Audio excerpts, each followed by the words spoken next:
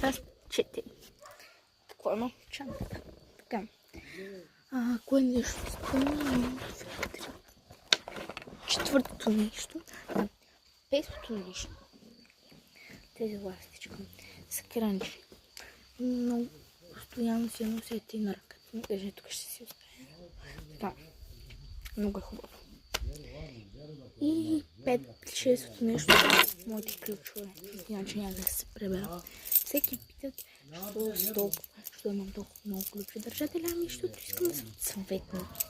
Ето за това, макар че много не ми се побират в чанта.